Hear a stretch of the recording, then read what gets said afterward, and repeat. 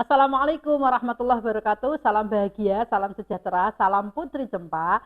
Cantik, cerdas, mandiri, proaktif, dan agamis. Itulah perempuan Indonesia. Kalau nggak cantik bukan perempuan. Kalau nggak cerdas nggak bisa didik anak dong. Kalau nggak proaktif nggak bisa mengikuti perkembangan zaman. Kalau nggak agamis bagaimana bisa menjalani peran sebagai hamba Allah yang baik. Jadi kita memang sebagai perempuan harus cantik, cerdas, mandiri. Karena kita ini siapa sih yang nggak kepengen punya duit sendiri, nggak kepengen melakukan segala kegiatan dengan mandiri, nggak usah tergantung sama laki-laki, karena laki-laki itu kalau nggak diambil Tuhan, diambil orang. Jadi kita harus mandiri, kita harus proaktif, agamis, semuanya berjalan sesuai dengan apa yang menjadi aturan agama. Dan kita sebagai perempuan tentu bangga ya, kalau kemudian peran-peran kita, peran-peran strategis kita di area-area keperempuanan ini diakui oleh masyarakat, diakui oleh lingkungan bahwa kita punya peran yang baik untuk membina generasi bangsa menjadi generasi yang dapat dibanggakan. Seperti dengan keberadaan Pak Jokowi sebagai Presiden Republik Indonesia, tentu kita butuh tidak hanya satu Pak Jokowi, tapi ke depan nanti akan ada Pak Jokowi lagi yang lahir dan berbuat nyata untuk pembangunan bangsa. Siapa sebetulnya nanti yang akan bisa meneruskan program-program dan karakter Jokowi di Indonesia ini? Ora gampang lu ruang kayak Pak Jokowi yang apa itu orangnya benar-benar cerdas secara lahir, batin, jiwa raganya tertata, nggak gampang. Ketika Pak Jokowi penampilannya cukup dengan baju kotak-kotak misalnya, kemudian kemeja putih misalnya, orang langsung wah kemeja putih langsung jadi model di mana-mana. Kemeja kotak kainnya sampai entek-entek nanggon toko. Kemeja Jokowi begitu. Siapa sebetulnya yang bisa meneruskan Pak Jokowi? Apakah Mas Gibran? Bisa jadi Mas Gibran jelas-jelas keturunan biologis dari Pak Jokowi. Jelas-jelas keturunan ideologis, mungkin sehari-hari bisa ngobrol bareng dengan Pak Jokowi sebagai bapaknya.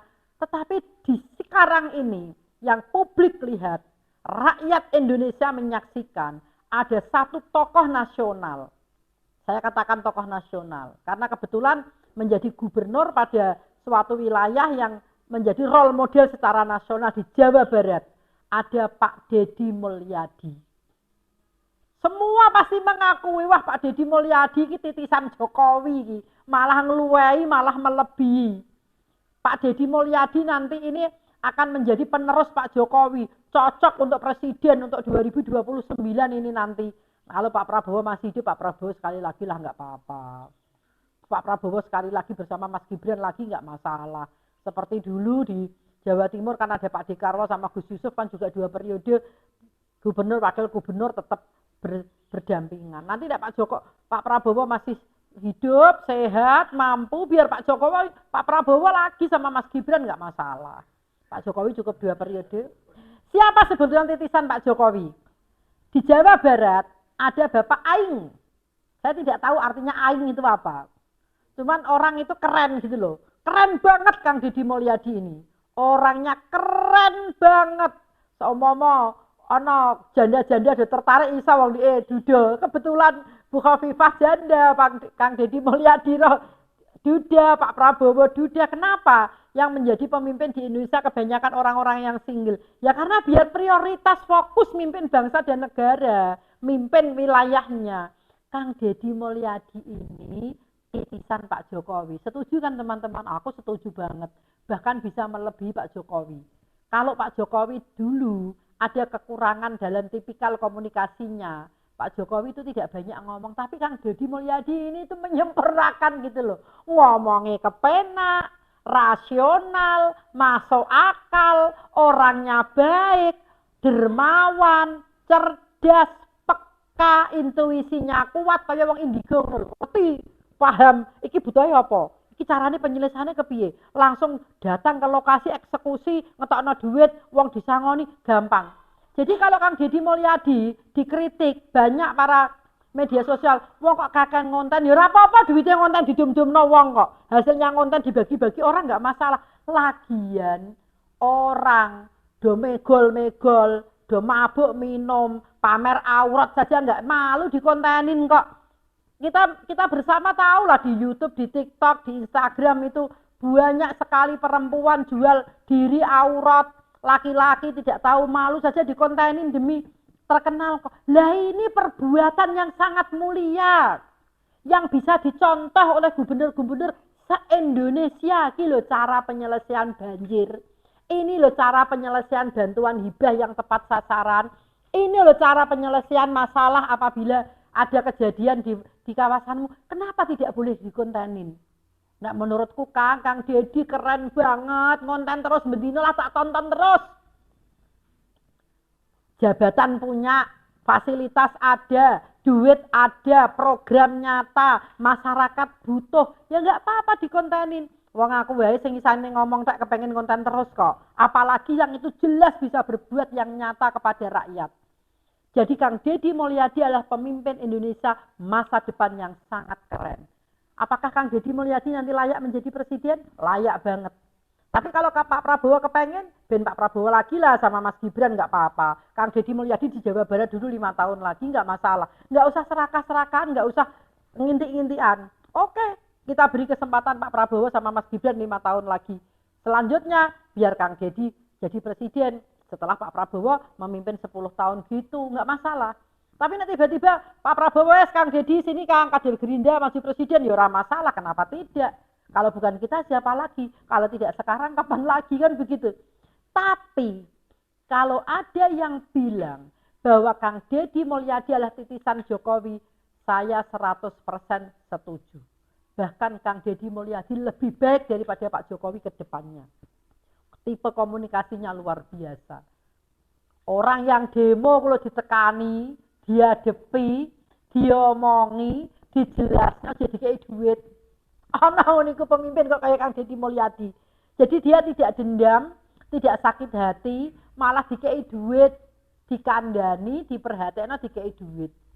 Siapa lagi penerus Pak Jokowi selanjutnya? Mas Gibran. Jelas keturunan biologisnya Pak Jokowi. Kalau saya melihat Mas Gibran, satsetnya, humanismenya, kesederhanaannya, ketawaduannya, kesopanannya mirip persis Pak Jokowi. Tapi Mas Gibran generasi sekarang. Jadi lebih baik Mas Gibran ke depannya.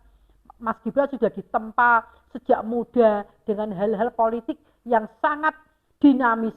Yang begitu benar-benar Mas Gibran tuh merasakan, waduh, abote ya jadi wali kota, wis kerja temenanan kayak diserang kono kene, abote wakil presiden. Ini Mas Gibran sudah merasakan sejak beliaunya masih muda. Siapa lagi titisan Pak Jokowi selanjutnya? Ada Mas Emil Dardak. Wakil Gubernur Jawa Timur ini kalau diberi ruang, luar biasa loh. Nah sekarang Mas Emil kok pasif? Lah karena kan beliau wakil, awak karo sikil. Namanya wakil. Kalau gubernurnya tidak memberi tugas, ya ora usah ketok. Tidak seperti misalnya di Kudus itu, bupati dan wakil bupati runtang-runtung wong loro terus itu bagus. Tetapi namanya wakil tetap wakil. Kalau bupatinya masih menjalankan tupoksinya, wakil itu hanya ndereke. Kalau tidak diinstruksikan, kamu ke sana, nggak ada peran apa-apa wakil itu. Jadi wakil tidak boleh lebih mendahului gubernurnya atau bupatinya, nggak boleh. Wakil ya tetap wakil di belakangnya bupati. Tidak bisa mengambil kebijakan atau keputusan. Wong jono bupati kok. Kecuali bupatinya Raono. Wakilnya berperan. Jadi titisan Pak Jokowi Mas Emil Dardak pasti kalau suatu ketika menjadi gubernur pasti set, pasti gitu. Orangnya luar biasa Mas Emil Dardak ini. Titisan Pak Jokowi selanjutnya siapa yang ada di luar Jawa? Banyak sekali. Tokoh-tokoh muda yang ada di luar Jawa. Saya tidak bisa menyebutkan satu-satu, nanti dikira subjektif. Tetapi kita sebagai warga negara Indonesia harus optimis bahwa kepemimpinan Pak Jokowi selama 10 tahun menjadi presiden itu menjadi inspirasi bagi setiap bupati, wali kota, dan gubernur seluruh Indonesia. Soal ada yang mampu mengikuti atau melebihi Pak Jokowi itu karena kualitas SDM masing-masing. Jam terbang dari mulai kegiatan berorganisasi atau kepemimpinan dari masing-masing bupati, wali kota, dan gubernur masing-masing.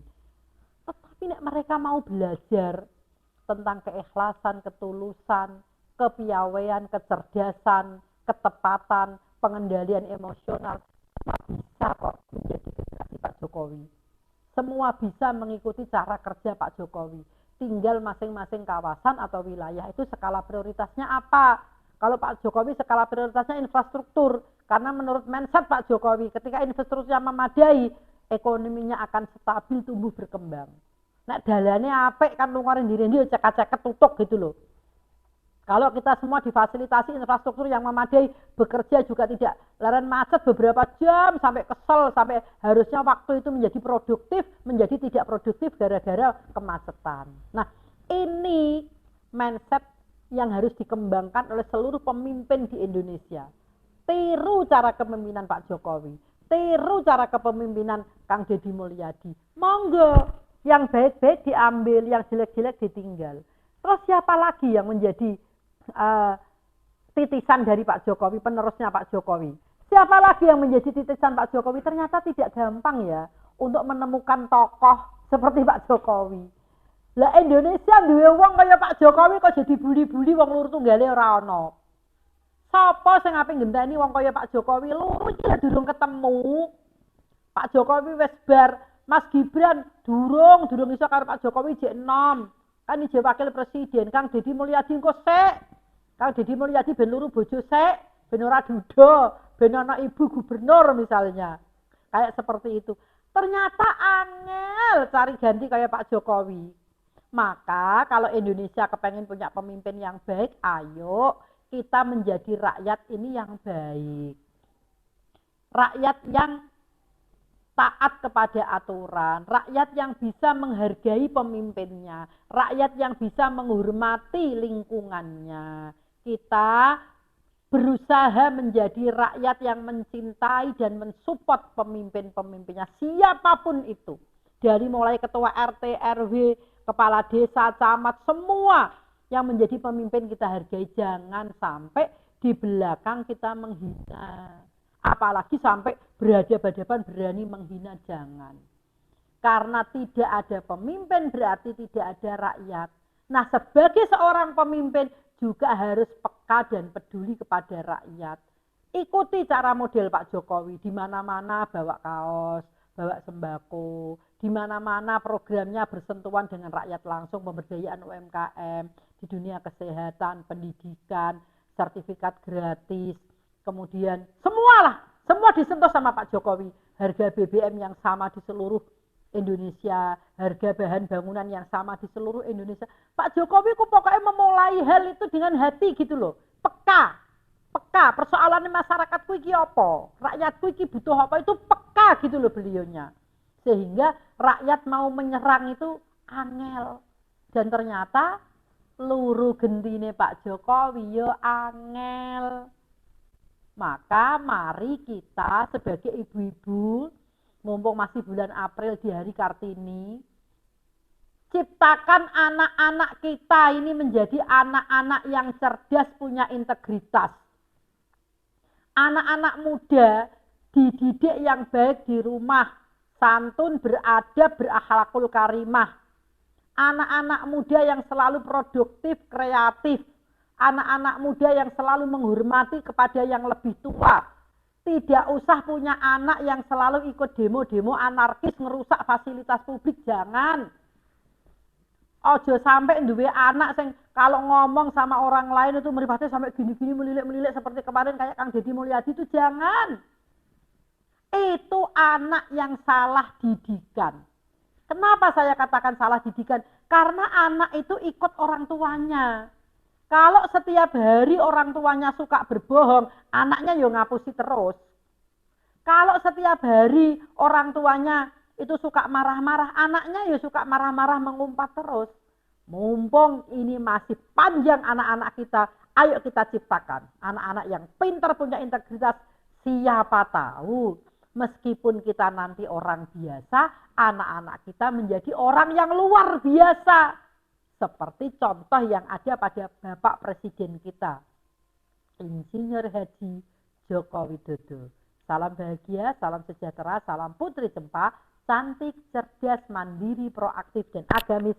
Assalamualaikum warahmatullahi wabarakatuh. Bahagia semuanya.